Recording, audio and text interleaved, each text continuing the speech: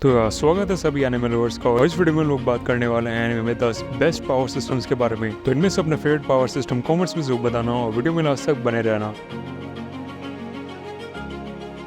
Start करते हैं alchemy से। और ये पावर सिस्टम यूज किया गया है फुल मेटल अल्केमिस्ट में। एल्केमी एक साइंटिफिक टेक्निक है मैटर के स्ट्रक्चर को समझने की, उसे डिकम्पोज करने की और वापस रिकंस्ट्रक्ट करने की।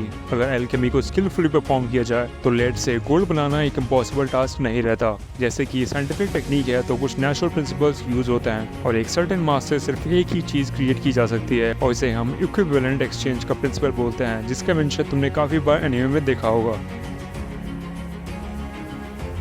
हमारा अगला पावर सिस्टम है क्वर्क और ये यूज किया गया है माय हीरो एकेडमिया में।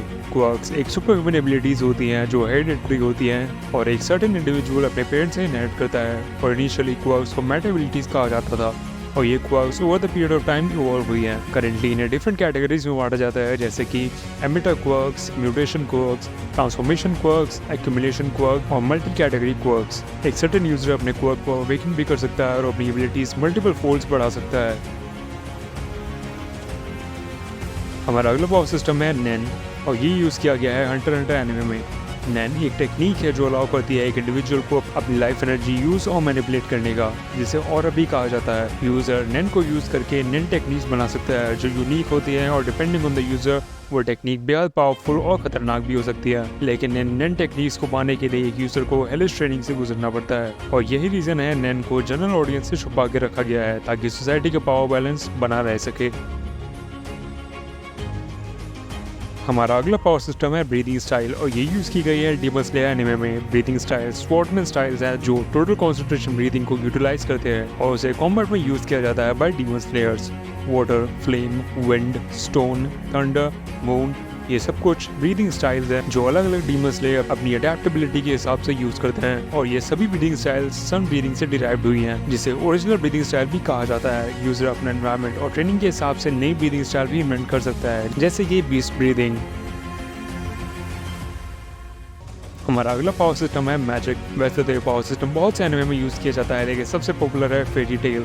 मैजिक स्पिरिट का फिजिकल एम्बॉडीमेंट है। जब एक इंडिविजुअल नेचर के स्पिरिचुअल फ्लो से कनेक्ट करता है तो magic as a by product आता है। मैजिक सेवरल पर्पसेस के लिए यूज किया जाता है, जैसे कि हीलिंग, सपोर्ट, ऑफेंस और डिफेंस। और मैजिक को यूज करने के बहुत सारे तरीके हैं। इसे वेपन्स, हैंड सिग्नल्स, स्पेल्स के थ्रू भी यूज किया जा सकता है। और अगर यूजर मैजिक से कनेक्ट रहकर आगे नहीं बढ़ पाता है फिजिकली और मेंटली, तो मैजिक यूजर को डिस्ट्रॉय भी कर सकता है।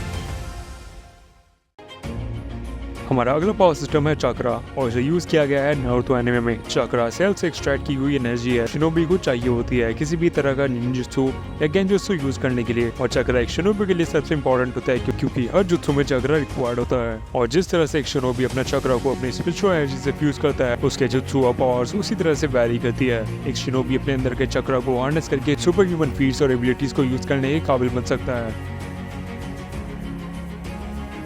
हमारा अगला पावर सिस्टम है ग्रिमोर और इसे यूज किया गया है ब्लैक क्लोवर एनिमे में। ग्रिमोर स्पेशल बुक्स होती हैं जो माना से बनी हुई होती है और ओनर की मैजिकल एबिलिटीज को ग्रेटली एनहांस करती हैं, जिससे वो और भी कॉम्प्लेक्स मैजिक यूज कर सकता है। ये बुक्स ओनर के स्पेल्स का रिटन रिकॉर्ड का भी पर्पस सर्व करती है। ग्रिमोर के ज्यादातर पेजेस स्टार्टिंग में खाली होते हैं और जैसे जैसे उसको ओनर ग्रो और डेवलप होता है वैसे वैसे उसकी ग्रिमोर भी ग्रो होती है और नए स्पेल्स उसमें ऐड होते जाते हैं। इस एनिमे में अलग अलग तरह की ग्रिमोर्स होती हैं जो सेवरल डिफरेंट इंडिविजुअल्स को चूज करती हैं।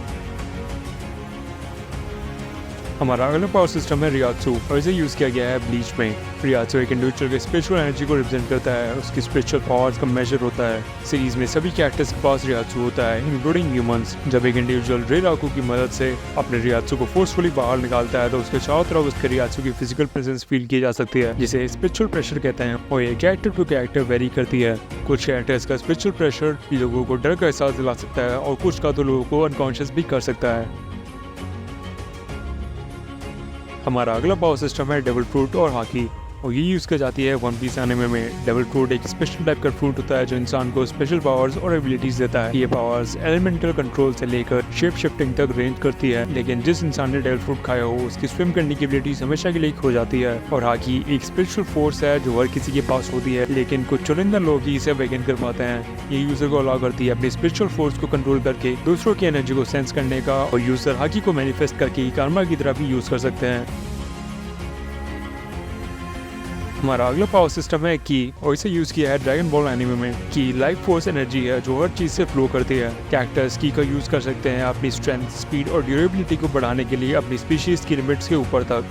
ये फोर्स एक टेंजिबल एनर्जी है जिसका मेजर फोकस बॉडी का सेंटर होता है, और इंटेंस ट्रेनिंग के बाद एक इंडिविजुअल अपनी की को बॉडी से बाहर लाकर मैनिपुलेट कर सकता है और उसे वेरियस अटैक्स के लिए यूज कर सकता है। जैसे फिजिकल बॉडी की स्ट्रेंथ की लिमिट होती है, यूजर को अपनी की को ट्रेन करना पड़ता है ताकि वो अपनी फिजिकल बॉडी की लिमिट्स को ओवरकम करके और भी ज्यादा स्ट्रॉन्गर बन सके। तो यार इस वीडियो के लिए इतना ही। इनमें से अपना फेवरेट पावर सिस्टम कमेंट्स में जरूर बताना, और अगर तुम्हें ऐसे एनिमे वीडियोस पसंद हैं तो एनिमेडी अपने एनिमे सेंपाई को सब्सक्राइब किए बिना कहीं मत जाना। मैं तुमसे मिलता हूँ एक नई वीडियो में, तब तक के लिए पीस।